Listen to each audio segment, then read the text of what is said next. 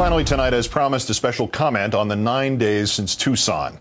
That awful night, I said this: we need to put the guns down. Just as importantly, we need to put the gun metaphors away and permanently. Left, right, middle, politicians and citizens, sane and insane. This age in which this country would accept the, quote, targeting of political opponents and putting bullseyes over their faces, and of the dangerous blurring between political rallies and gun shows, ended. I cited 7 examples of violent rhetoric from the right, only 1 from the left, my own. Because the point of that comment, and this one, was not that the right pulled the trigger in Tucson, but that we as citizens must stop the next Loeffner. And the only way to potentially do this is to accept personal responsibility and to pledge, again, as I said that night, that violence or the threat of violence have no place in our democracy, and I apologize for and repudiate any act or anything in my past that may have even inadvertently encouraged violence. This afternoon, former President Clinton issued a statement honoring what would have been Dr. King's 82nd birthday. We'd all do well to heed his message. While no one intends their words or actions to incite the violence we saw in Tucson, and it's wrong for anyone to suggest otherwise, we live in a world where what we say and how we say it can be read, heard, or seen by those who understand exactly what we mean, and by those whose inner demons take them to a very different place. That's not an argument against free speech, but a reminder that, as with all freedoms, its use carries with it responsibility. Therefore, we should follow the example Dr. King set and exercise our freedom of speech in ways that both clarify our honest differences and nurture the best of us rather than bring out the worst. Perfect. Yet the response? To date, only one commentator or politician has expressed the slightest introspection, the slightest self-awareness, the slightest remorse, the slightest ownership of the existence of the fantasy dream cloud of violent language by which we are now nearly blinded. Our political discourse, John McCain wrote in an otherwise steaming serving of Washington Post op-ed partisan flab, should be more civil than it currently is, and we all, myself included, bear some responsibility for it not being so. That's it. One individual, one, assumed any personal responsibility for any of it besides me, John McCain. Not Palin, not Beck, not Limbaugh, not West, not Kanjorski, not Malloy, not O'Reilly, not Angle, not Jesse Kelly, not President Obama. It's me and John McCain. I assume he's like me now, not sure whether to laugh, cry, or be proud of that. So what did everybody else say? They said it was everybody else's fault, and they often said it with more violence than before, in approximate chronological order. Last Monday, while most on both sides were looking askance at the wealth of bogus documents that now traditionally follow these things, a writer at the discredited Breitbart site posted the headline, "Whoops, this changes things. Loeffner's hero was Barack Obama." Jim Hoft breathlessly cited a reference on the Free Republic site to a Facebook page supposedly belonging to Jared Lee Loeffner, complete with references to the, quote, racist Tea Party and, quote, fight the right, identifying his heroes as Obama, Chavez, Che Guevara, and Saul Alinsky. Mr. Hoft never noticed that on the alleged Loeffner Facebook page, the word tyranny is misspelled, and so is the name Loeffner.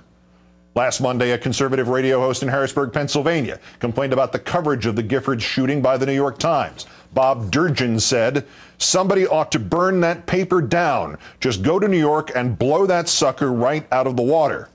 Mr. Durgin's supervisor, one R.J. Harris, then improbably claimed, "We do not advocate violence, period. That's why this whole outcry over the shootings in Tucson being linked to talk radio is just crazy."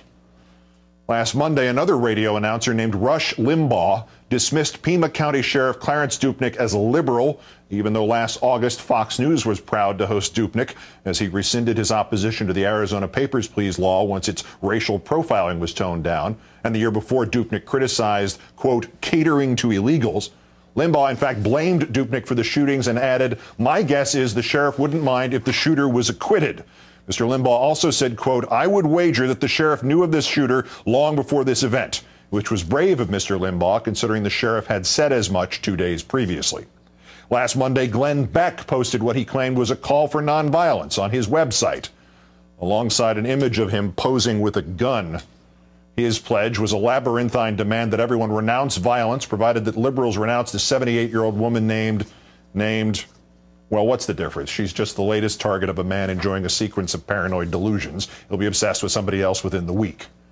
On Tuesday, Republican Congressman Peter King of New York offered a limited but useful prohibition against carrying weapons within 1,000 feet of federally elected officials. But the leader of his party in the House, Speaker Boehner, immediately rejected it out of hand without public comment or any hearing. On Tuesday, another radio announcer, Mark Levin, wrapped up the case for his audience. We all know without question that the murderer in Tucson was mentally ill, a liberal pothead, and all the rest of it. We know this for a fact. On Tuesday, after Mr. Levin and yet another radio announcer, Michael Savage, were decried for using violent rhetoric, Mr. Savage called this a, quote, blood libel and threatened to sue, seemingly as much for having been linked to Mr. Levin as for having been linked to violent rhetoric.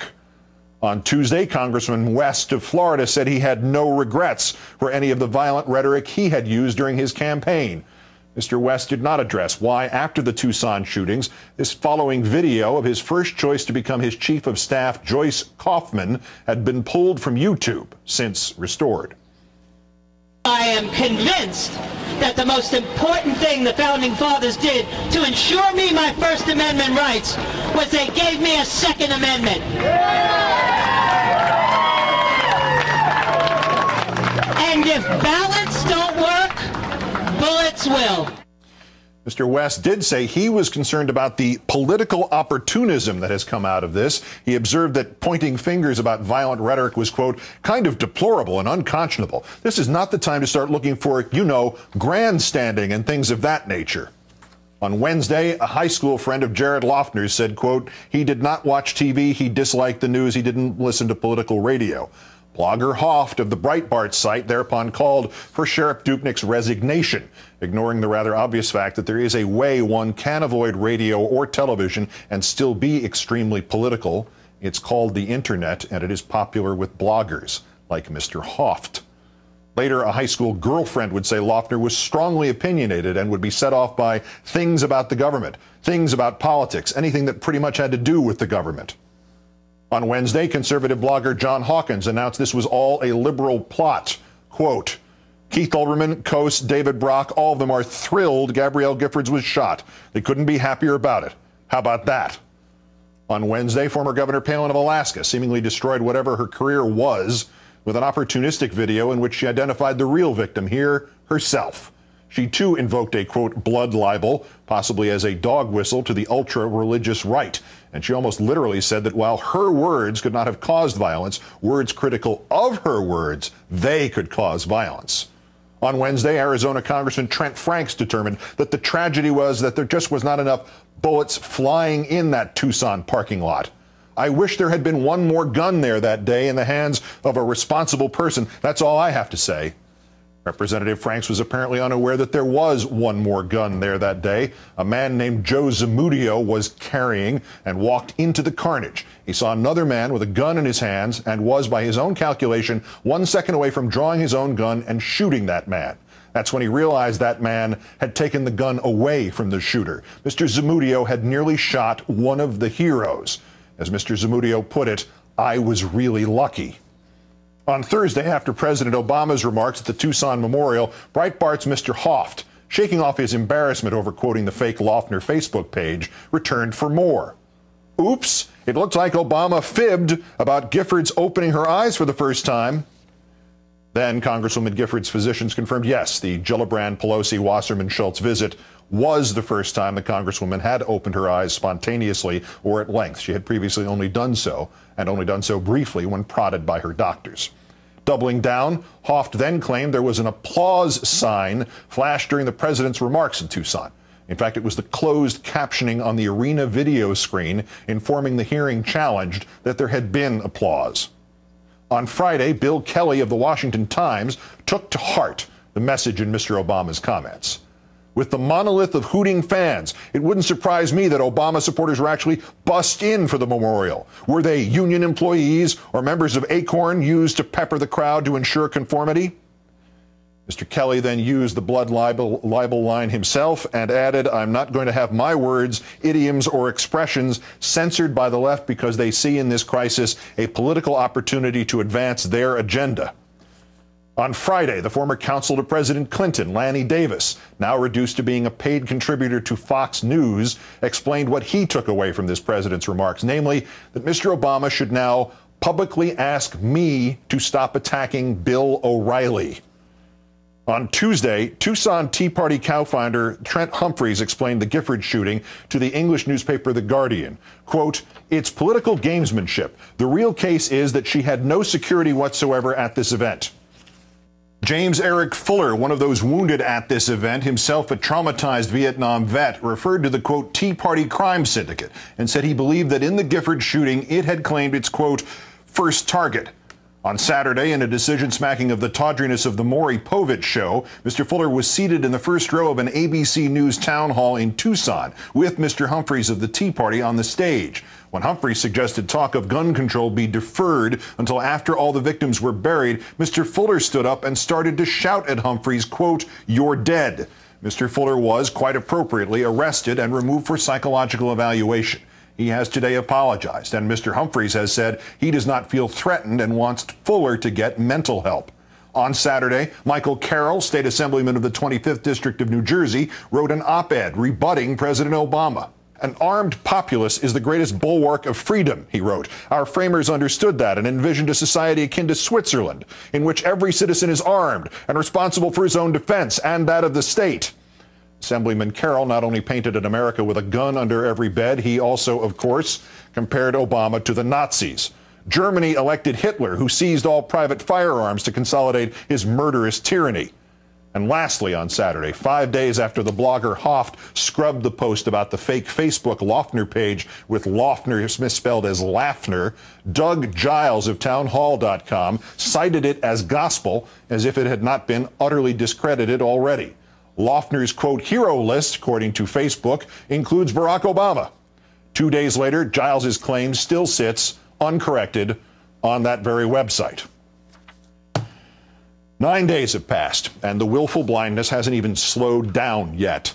Besides the total absence of even the glimmer of personal responsibility that Senator McCain and I have evinced, we learn from all this that the right lives in a perpetual state of victimhood. We learn that the right does not even recognize the irony of its claim of being unfairly blamed for the violence of others when it has spent the last several years doing exactly that to Muslims, particularly American Muslims. We also learn that the right can simultaneously insist that no political party or inclination can be blamed for Tucson, while it itself blames the Democratic Party and the left for Tucson. We learn that the right does not understand that if we foment a political environment in which politics are to be settled by violence or the threat of violence or in a rhetorical tide of violent imagery, it no longer matters what those politics specifically are or if the hearer even understands your politics or agrees with your politics. He may hear only the permission to be violent. And ultimately we learn, especially from Mrs. Palin's foolishness, this template of what the right would do in an actual open and shut slam dunk case in which a partisan of the right attempted to kill one of the left. The right would blame the victim, blame him or her for not having brought enough security or for not having brought a gun. Good night and good luck.